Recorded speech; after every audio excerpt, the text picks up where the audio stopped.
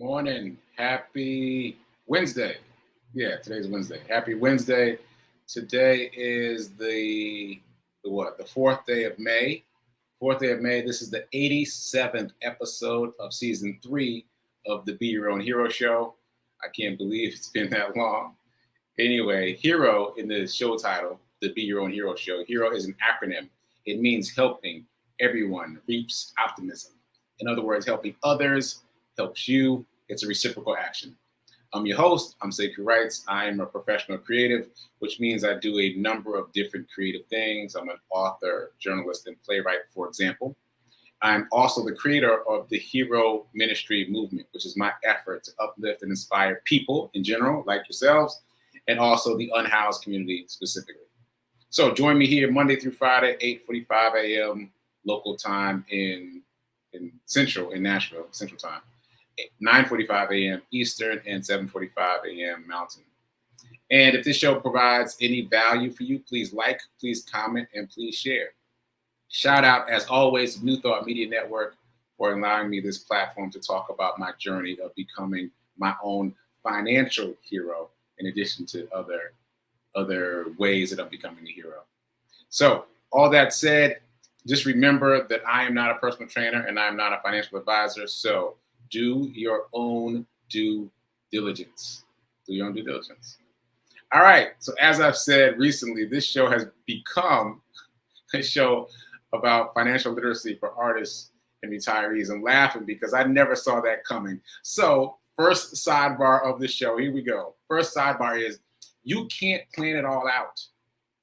Look at even the screen is shaking when I said that. You can't plan it all out. If you sit at a desk with a piece of paper, you won't ever be able to predict all the things that can and will happen if you just pull the trigger. Pull the trigger. It took me, 2 seasons to figure out that this was a show about finance and abundance at all. And then another season to figure out that it was about finance and abundance for artists and retirees. I never would have written that down on a piece of paper if I had been sitting trying to plan this out. So whatever you're thinking about doing, pull the trigger and learn as you go. It's much better. I can't recommend it enough. Pull the trigger. Now is better than perfect. Now is better than perfect. All right. First sidebar of the show done. Moving on. So, Hero Ministry Movement news. Let's talk about the run streak first. And shout out to the people that are watching. Shout out to Gladys. Shout out to Linda. Shout out to Margareta. Yeah, happy season 3. Happy end of season 3. This is, what did I say? 87 episodes. So it's time for season 4. I don't know what season 4 is going to be about yet, but stay tuned. Stay tuned. All right, run streak. Today is day 338. I've been running every day, at least a mile a day for now, 338 consecutive days in a row. Wow. So sidebar number 2 of the show. So I mentioned this to Rev Melissa yesterday, and she was like, oh my God, 337 days? And I often don't feel it because I'm saying the number out loud every day. But as I mentioned yesterday, I now have 3 run streakers that I'm claiming partial responsibility for, that I have inspired them in some way to start a run streak. And then yesterday, I saw that one of them was on day 24. And I was like, day 24? How did that happen? So I get it now. It's like, even though I am in it every day, if you tune out and then tune back in and you hear what day I'm on, it's just kind of mind-boggling. So I get it now. I get it because I'm watching it happen. I'm watching 3 people, and every time I look to see what their numbers are, I'm surprised. It's incredible. So, yes, day 338. I've been running every day, at least a mile a day, for 338 days in a row. And what? I'm currently raising money for Brown Boys Read. Again, shout out to Nan for the most recent donation to Brown Boys Read. Let me just put the banner up for the link. So I just made a really easy link that people can share. So if you're interested in donating or sharing, here's the link that you can share with people. HeroCharityRun.com. That'll take you right to my GoFundMe page, specifically to the most recent GoFundMe, which is for Brown Boys Read. It's a program created by Demetrius Short, who was the team captain for Black Men Run here in Nashville. He created this program to help inner city youth not only teach them a love of literacy and reading, but also how to run. Like I volunteered with them last year, and I did a talk where I tried to convince some of them to become journalists. I'm not sure how that went, but I did a talk, and then I worked with one of the students one-on-one to help him read this book. And then he was like, "Hey, I want to read something else," and he went and got another book. It was a cool experience. And then after that, they all went for a run. I think it was a mile that day, but the idea was to train them how to run a 5K. And they're like 10, 11, 12 years of age. So it's incredible to have a 5K under your belt before you even go to high school. I mean, that's got to shape your relationship with running and fitness in an entirely different way. So please donate. If you can't donate, please share. I'm doing a 13 by 13 challenge, which means I'm asking 13 people to donate $13. Why? Because the half marathon I ran was 13 miles, so that's $1 per mile. So there it is, herocharityrun.com. Please donate, please share. Okay, separate but related, I've now mentioned the fact that there's some run streakers that I feel responsible for, and one of them asked me how I run in the rain. I talked about this yesterday because I was stumped by that question, and I decided, so far, I've decided to keep teasing out the responses as long as I have responses. So yesterday's response to that question was, I believe. In other words, I believe that choosing to push past obstacles in running will help me push past obstacles in life. Once again, I believe that running in the rain is me pushing past an obstacle in running. And that the practice, the habit of pushing past obstacles and running will serve me well in life, to help me push past obstacles in life. So that was answer number one yesterday. Here's today's answer. Today's answer is the reason I was able to run early on when I first started the run streak, the reason I was able to run through inclement weather was because my pain force field was activated. My pain force field was activated. Now, what does that mean? That means I have discovered that when you're in pain, emotional or physical, you create a force field automatically. Now, most of us don't realize that because especially if we are experiencing emotional pain, we're curled up in the bed eating ice cream, watching Netflix. So you don't get a chance to experience the fact that you have a force field that's active, fully active. What did they used to say on Star Trek? Shields at max capacity. Your shields are all the way up when you're in pain. So I discovered this in running because nothing that happened in running was equal to the pain that I was experiencing emotionally at the time. And so it didn't bother me. Now you can apply this to your life. You can search back through the memory banks of your life and find this to be true. Because at some point you've been in the doctor's office for something that hurt, and then they want to take blood. And typically you'd be like, stay away from me with that needle. Don't you stick me with that needle. Right? But because you're in so much other pain that the needle prick doesn't even matter to you. It's inconsequential. It hurts, but it's like a 1 or a 2, and you're already at a 7 or 8. That needle prick doesn't matter. And I've told this story before a couple times, but at the beginning of the pandemic, I ended up in the emergency room. I went in for a routine tooth extraction, and it went sideways, and I ended up in the emergency room. And it felt like, no lie, it felt like there was a person inside my mouth with a drill and a torch, like just doing the most in here, just doing the most. And at the same time, the nurses were trying to get an IV drip going, and they couldn't find a vein. So they kept sticking me everywhere, like a porcupine. They just kept sticking me everywhere. And they were so apologetic. I did not care. I did not care not one bit about all those pinpricks. I couldn't have cared less because this pain was so big, I didn't care about the pinpricks. Now, under normal conditions, I would have been upset probably, right? Because they poked me a lot of times, many times. But under those conditions, my force field from this pain was so much bigger than the other pain that it didn't matter. So let me make this succinct. When you're in any kind of physical or emotional pain, your pain force field is active. You don't have to activate it. It's automatically active. And that means that any new pain has to meet or exceed your current pain to even register. So you can use this to your advantage. I discovered this by accident, but I was using it to run in inclement weather at the beginning of my run streak. It did not matter what the weather was because it couldn't meet or exceed my level of pain at the time. So I invite all of you to lead into that, because the next time you're in pain, and there will be a next time, it's inevitable, don't suffer. Pain is inevitable, but suffering is optional.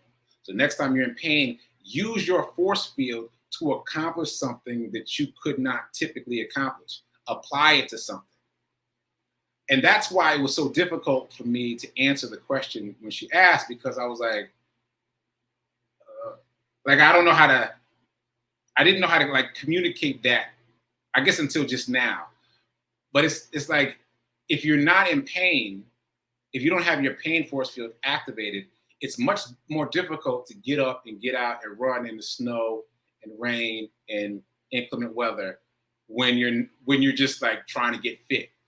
Like you've got to really push through. You've got to really make a conscious choice about pushing through, which leads me into my third reason for my ability to run in the rain, which we'll talk about tomorrow. This might last all week. This might last all week. I don't know. Anyway, so reason number one yesterday was I believe that doing the hard thing prepares me for doing the hard thing in life, separate from running.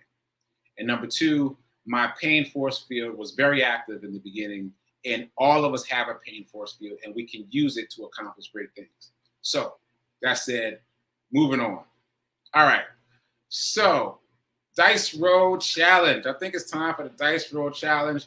Let's make some money. We're once again creating a fund to invest specifically, whether that's physically or virtually. We're making a fund to invest. Here we go. Rolling the dice. I need the dice roll sounds. All right, 2 again. Wasn't it 2 yesterday? Yeah, it was 2 yesterday. So 2 again. So $4 for the week thus far, because you had Monday off because I had a pre-recorded show. So $4 for the week thus far. You're taking $4 out of circulation and setting it aside to invest. Set it aside to invest. Do this exercise, especially if you're trying to change your financial life. Do this exercise because it works. You heard me talk about the fact that I raised $600 very easily. You heard Reverend Melissa talk about the fact that she raised $1,000 very easily. And the only difference was that she rolled the dice also on Saturday and Sunday. So this works. Work it. All right.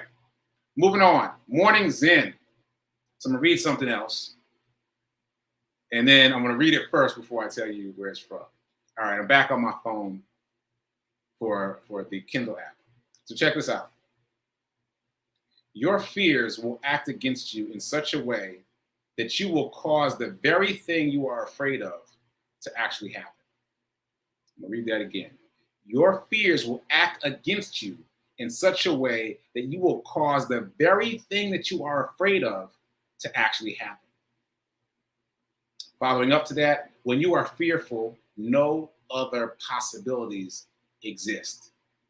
Once again, when you are fearful, no other possibilities exist. And last but not least, fear is immobilizing. Fear is immobilizing. All right. So where did I get this? Oprah, Jay Shetty, Les Brown, E.T. the Hip Hop Preacher. Nope. This, once again, is a book about trading the stock market. What? Yeah, right? See, this is what I'm saying about the fact that the higher up you go in terms of the knowledge tree, the more the answers are the same across the board. Doesn't matter what discipline you're studying.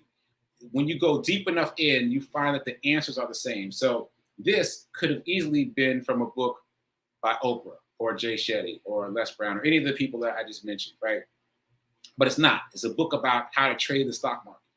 But it's the same principle, What you think about, you bring about, right? What you fear most, you are expending energy on, and that energy causes it to manifest, right? It's just principle. There are laws at work aside from gravity and electricity that we can't see. Those are two invisible laws that we believe. Well, there are other invisible laws. What's the likelihood that there's only two invisible laws? Very low, right? There's lots of invisible laws that we can't see that are inactive, that are being active, that are active all the time. That was very awkward. There are other invisible laws that are active all the time.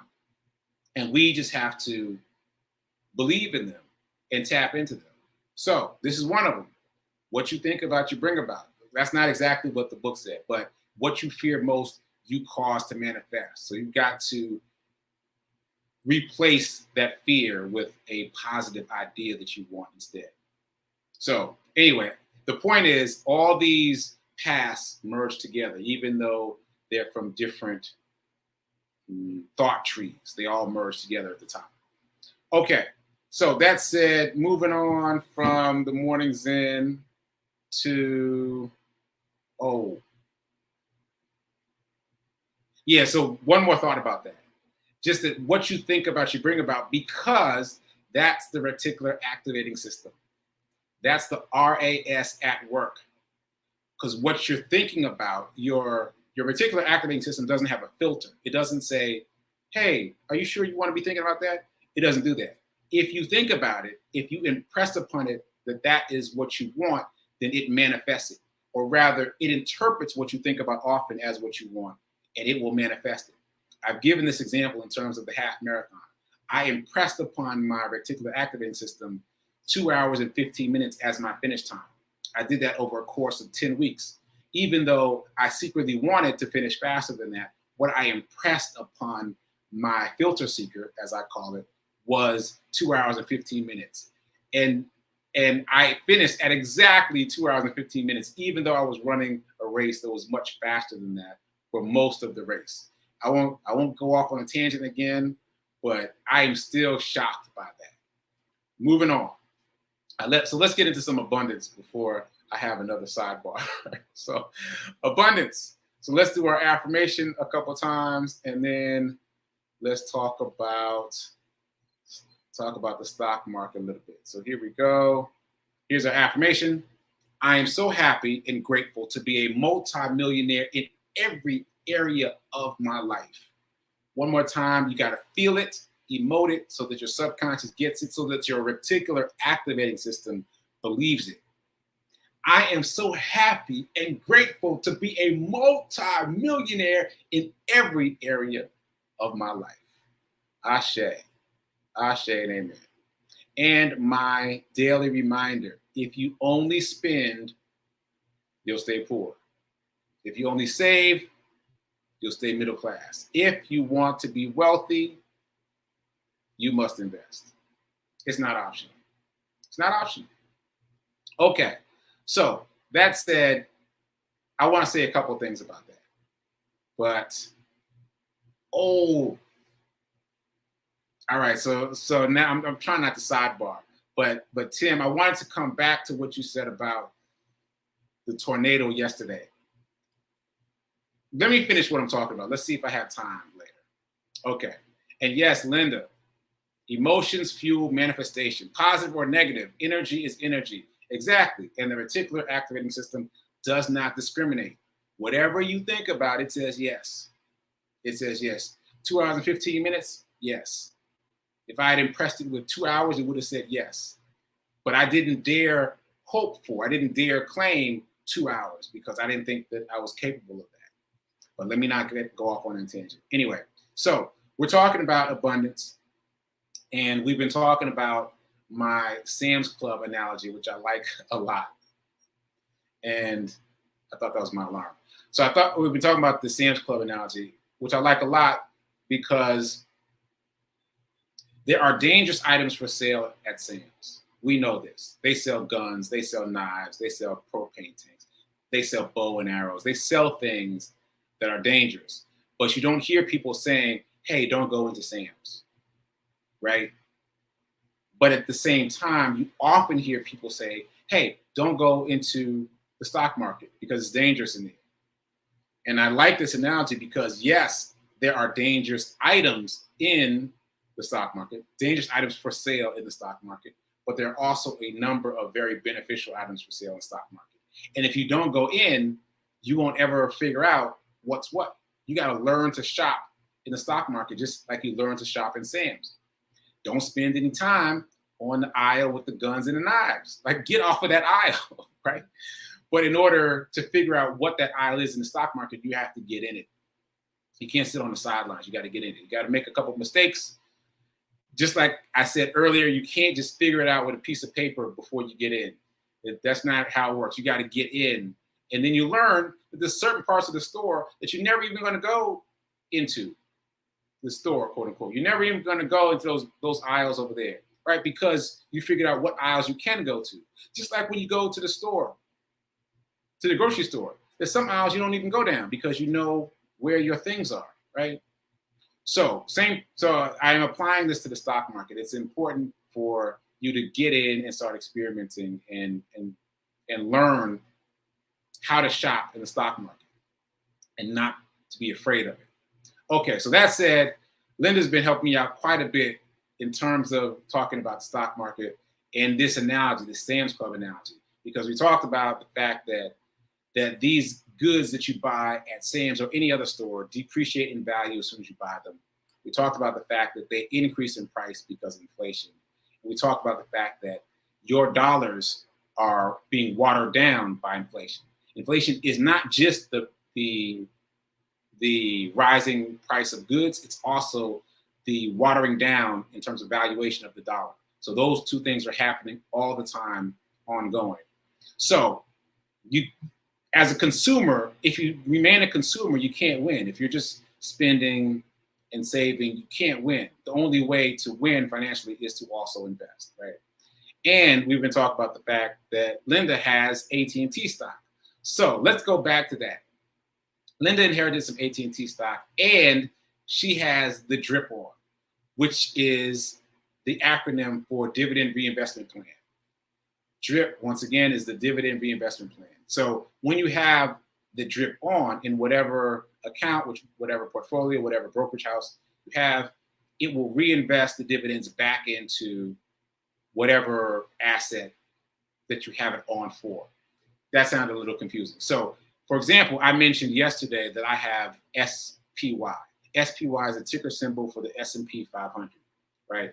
So that pays a dividend quarterly. Every time it pays a quarterly dividend, it automatically reinvests that amount back into the S&P 500.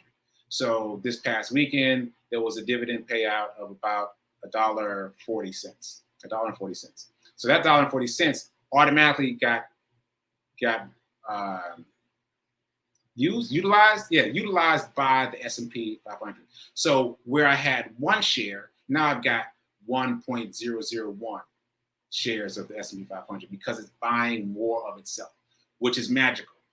Now, I'm gonna go back to AT&T. The reason I like AT&T, and I had to get there, I had to get in the stock market and make some mistakes and circle back to AT&T. But the reason I like about it is because it's easy math. It's 1 for 1. In other words, for every share of AT&T you own, you're going to earn $1 per year in dividends. It's actually a little more than that. It's like 27 cents per quarter. So it's like maybe like $1.08 per year. So a little bit more than $1 per year. But anyway, it's easy math. So if you own, oh, there's my alarm. So if you own 100 shares of AT&T, you're going to get $100 per year. So you can extrapolate that out to infinity. You could have $80,000 shares of AT&T is going to yield $80,000 a year. You're going to have a salary of $80,000 a year that's paid for by your own money. Meanwhile, the principal stays the same. Now, here's the thing that really blew me away. The dividends get paid regardless. See, when I first got involved in the stock market, I was concerned about fluctuating stock prices. But if it's a stock that pays a dividend, the company is contractually obligated to pay the dividend regardless of whether the stock goes up or down. Because I thought if the stock went down, that would reduce the dividend. No, the dividend is static. It is a certain percentage, period. So that dividend gets paid regardless. So even though AT&T hovers around $20 per share and doesn't really go up or down, they're still going to pay you $1 per share per year. And it's AT&T. So the reason that's important is it's a massive company. It's not fly-by-night cellular that's down there on the corner, right? It's a big company. Therefore, even if you don't watch the news, if AT&T suddenly goes bankrupt or gets bought out or decides not to pay a dividend or any of those things, you will hear about it, even if you don't watch the news, because it'll be a big deal, right? Unlike fly-by-night cellular, that they could just vanish overnight, and in the morning they're gone, right? You don't want to invest in those small companies. See, that's in that aisle with the guns and the knives in the stock market. Don't go down that aisle. Don't try to pick a winner. Try to pick something on that aisle that you think will explode in the future and it'll make you a lot of money. Don't do that. Buy the stuff that everybody knows. And this is yet another reason to do that, because when something happens with those big companies, you'll hear about it. Whether you're paying attention or not, you'll hear about it. Companies like AT&T and the other FANG stocks, Facebook, Apple, Amazon, Netflix, Google, you're going to hear about something happening with those companies. Whereas if you're buying fly-by-night cellular because your cousin opened it up and went public with it, there's no telling what'll happen there. You'll have to keep tabs on it, right? So anyway, I'm excited that Linda has this stock and that you have it on drip, and I hope something that I'm saying here helps you in terms of the fact that, because you expressed a concern about the roller coasterness of the stock market. Yeah, so there is that roller coaster effect, but like I said, AT&T is going to pay you that $1 per year regardless. So you can literally decide how much money you want to make per year just off your AT&T stock and add to your position. You already have a position. You could add to it. You could say, hey, I think I want to make $5,000 per year off of this position alone. So that means I need to have 5,000 shares of this stock, right? And then you automatically get that dividend payout. Well, right now you have drip on, but you can turn the drip off, and then that money will come to you as income. The other way to do it is to keep drip on until you get that position to a place where you want it, and then turn off the drip, and the money comes to you as a disbursement, as a payment. So there's so many different ways to play this, but I got in with you, Linda. I bought a few more shares of AT&T, and with that in mind, with that idea that let me buy a few shares that I know will produce at least $1 per year per share, and build it up. Just keep building it up. And so that I know that money is coming to me, right? So all that said, you can't do that at Sam's. You ain't gonna get no money back. And even if you got a cash back card, it's not gonna be as reliable. Oh, speaking of which, last sidebar of the show for today. So I said I had another Amazon reward story. Yes, my friend, he discovered the Amazon rewards thing too. So he's been buying all along. He had the credit card, didn't realize that he had the Amazon rewards. He ended up with $250 and ended up buying some really expensive headphones on Amazon. So again, debt can be a tool if you use it as a tool. If you just avoid it, then it doesn't help you. But if you are strategic about it, you can use it to your benefit. Okay, so I ran out my time.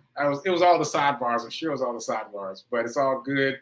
I will circle back tomorrow. I want to say something about tornadoes, Tim, and I still want to keep talking about AT&T, I think, because I think this is a really good example for all of us to work with, that you can actually decide how much money you want the stock market to pay you and set yourself up accordingly. All right, so it's time for prayer time, and then after that, at 10:30 Eastern time, it's time for Sit with Rev Melissa. Rev Melissa will be producing herself today. I've got a conflicting Zoom but I'm glad I was able to be here with you live today. All right, so keep doing, be a hero, be your own financial hero, and remember that now is better than perfect in terms of investing. Don't wait, invest now. All right, so I'll see you mañana. Later.